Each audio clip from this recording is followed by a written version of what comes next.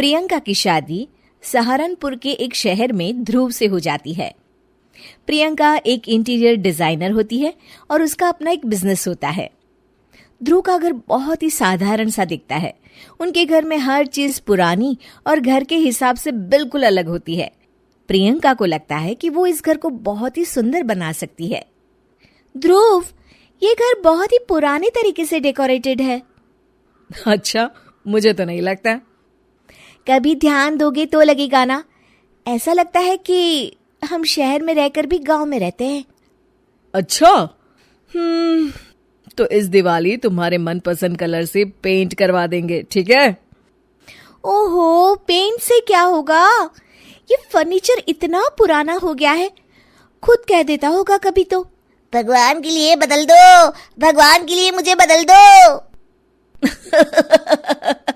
कुछ भी बोलती हो तुम प्रियंका।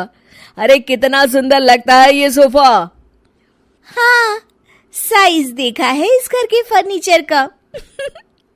ऐसा लगता है घर नहीं गोडाउन है। मुझसे नहीं, मम्मी और पापा से बात कर लो इस बारे में। ये सब उन्हीं की पसंद का आया है। हाँ, तभी तो इतना ओल्ड फैशन है। कुछ कहा क्या? अरे कुछ नहीं। आप जाइए, ऑफिस जाइए। ध्रुव ऑफिस चला जाता है और प्रियंका अपनी सास से बात करने की सोचती है।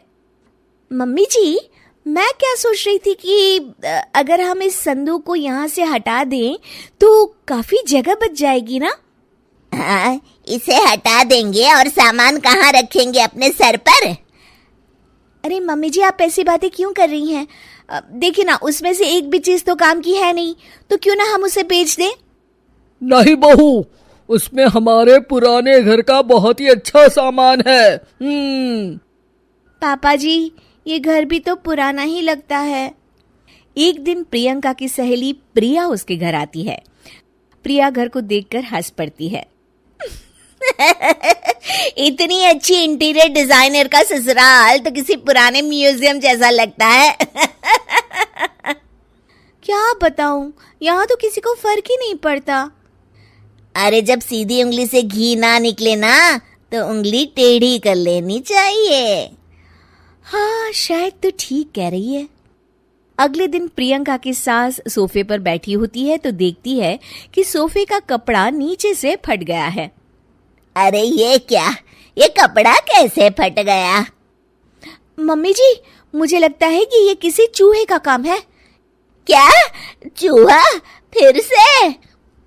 सास सोफे पर चढ़ जाती है। अब तो मम्मी जी चूहा इस सोफे में अपना घर बना लेगा। क्या? तो क्या करे बहू, तू ही कुछ सुझाव देना। मम्मी जी, हमें स्टील वाले छोटे सोफे बना लेने चाहिए ताकि चूहे को घर बनाने के लिए जगह ही ना मिले। तू सही कह रही है बहू। मैं अभी तेरे ससुर को बोलती हूँ नए सोफे लाने के लिए। मम्मी जी, नए सोफे लाने की कोई जरूरत नहीं है, हम इन्हीं से सोफे बना सकते हैं। आप बस देखती जाइए। प्रियंका सोफे तो नए बना लेती है, पर अब उसमें सिर्फ 2 ही लोगों के बैठने की जगह होती है।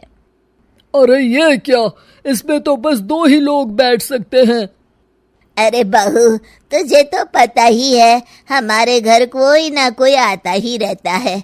इतनी सी जगह में हम कहाँ बिठाएंगे उन्हें?